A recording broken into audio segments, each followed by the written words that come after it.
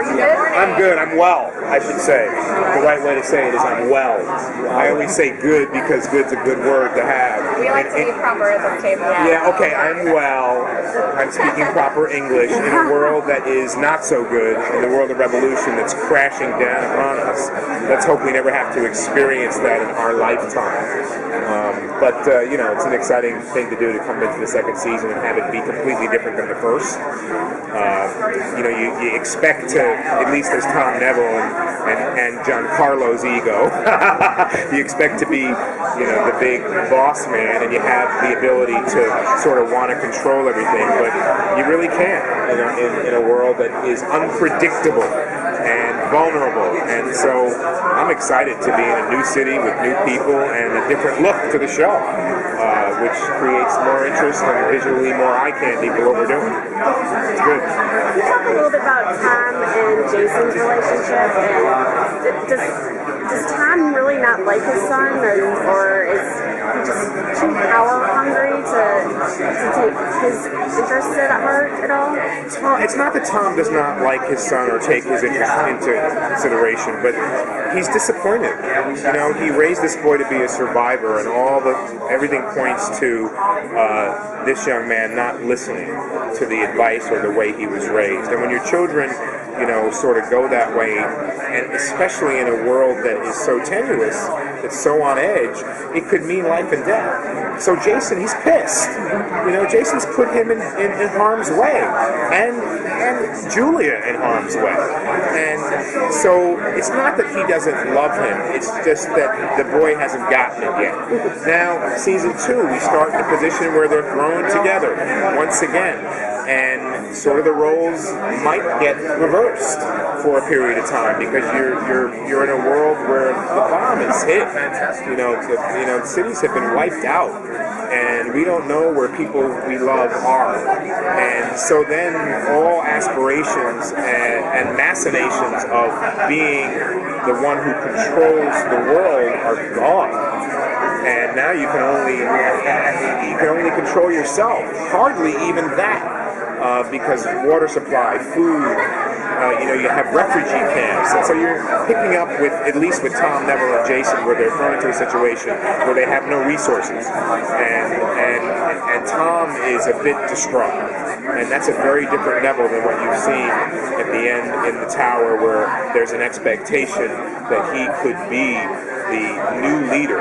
He is now a bit of a detective, trying to figure out, what happened, who pushed the button, and does Randall Flynn have something to do with it? He must have.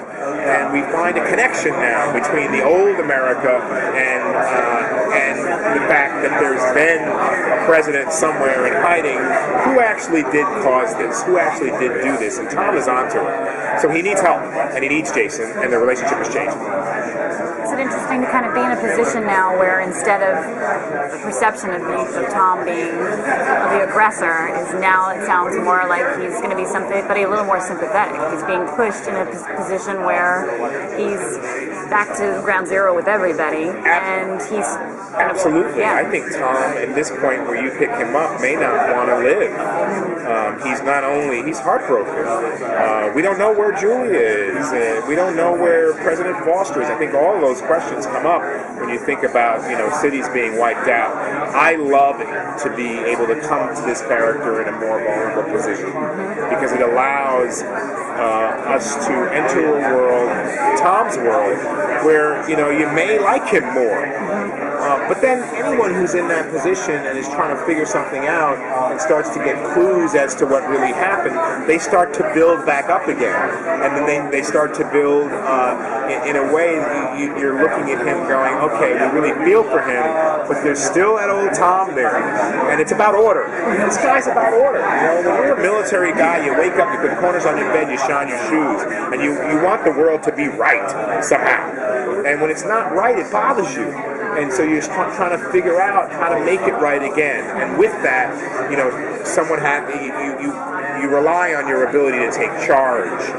And so you'll probably see the old Tom and the new Tom sort of try to figure out how to balance not only information but technology and humanity. Because in the end, I think that we all have the dark and the light sides of us, and it's the struggle within that to decide, to choose which we're going to be. And Tom is right in that struggle, you know. And if you put a volatile personality with those kind of that kind of feeling and that kind of thought, then it could be the recipe for something really great or something really disastrous. And that's an analogy for the world of revolution, you know? You get to, off topic just slightly, you get to moonlight back on Once Upon a Time one more time. Was that surprising that you were able, because obviously contracts and timing and all of that? It's you know, it's not, I love what they do. Once Upon a Time is an absolutely huge show. And besides its hugeness, it's so well done. And I always have to say, I love these guys, Eddie and Adam. I love their cast. So I put it out there. And they had asked me last year, so I'm excited to go back. I really am. I'm excited to be part of a show that's so very different than Revolution. And as an actor, I always want to diversify what I do. Not only because I had 4 girls, but because I like to be around other good actors in a different genre show completely. Right. So it's sometimes difficult to make it work. Right. And I'm grateful to all the people at Warner Brothers and NBC who allowed it to work. Because it's a different network. Yeah. It could be, you know, that struggle. And I'm certainly behind the scenes there was. But for all of you out there, fans and folks who worked this out, for me to be able to go back, I am in deep gratitude because it serves us all. Yeah, it's nice to see you. It's cool. Thanks. Thank you.